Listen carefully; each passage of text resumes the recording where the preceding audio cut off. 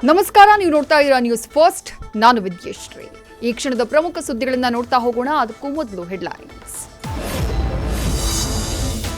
ಚುನಾವಣೆಗೆ ಕುಟುಂಬಸ್ಥರನ್ನ ನಿಲ್ಲಿಸಿರುವಂತಹ 14 ಸಚಿವರು ಬಲಿಪಶುವಾಗ್ತಾರೆ. ನನ್ನ ಹುದ್ದೆಯನ್ನ ನಾಳೆನೇ ತಗೊಳ್ಳಿ, ನನಗೇನೂ ಆಗಲ್ಲ. ಅಭ್ಯರ್ಥಿಯನ್ನ ಗೆಲ್ಲಿಸಿಕೊಂಡು ಬರದಿದ್ರೆ ಮಾಜಿ ಆಗ್ತೀರಿ ಎಂದಿದ್ದ ಡಿಕೆಶಿ ಹೇಳಿಕೆಗೆ ಶಾಸಕ ಬಿಆರ್ ಪಾಟೀಲ್ ಟಾಂಟ್.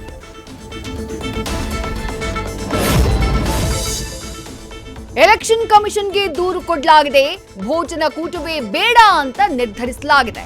ಒಗ್ಗಟ್ಟು ನೋಡಿ ಕಾಂಗ್ರೆಸ್ನವರಿಗೆ ನಡುಕ ಹುಟ್ಟಿದೆ. ಔತಣಕೂಟ ಕ್ಯಾನ್ಸಲ್ ಆದ ಬಗ್ಗೆ ಅಶ್ವಥ್ ನಾರಾಯಣ್ ಮಾಹಿತಿ.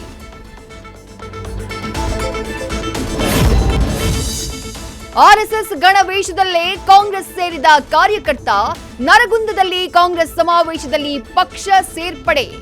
ಗಣವೇಷಧಾರಿ ನಿಂಗಬಸಪ್ಪನಿಗೆ ಕಾಂಗ್ರೆಸ್ ಶಾಲು ಹೊದಿಸಿ ಸ್ವಾಗತ.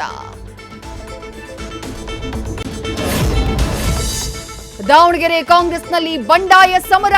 ಪಕ್ಷೇತರ ಕಹಳೆ ಮೊಳಗಿಸೋಕೆ ಸಜ್ಜಾದ ಜಿಬಿ ವಿನಯ್ ಕುಮಾರ್. ಕ್ಷೇತ್ರದ ಜನರ ಅಭಿಪ್ರಾಯ ಸಂಗ್ರಹಿಸಿ ತೀರ್ಮಾನ ಕೈಗೊಳ್ಳುವುದಾಗಿ ಘೋಷಣೆ. ನ್ಯೂಸ್ ಫಸ್ಟ್, ನಿರ್ಭೀತಿಯಿಂದ ನಿಮ್ಮ ಪರವಾಗಿ.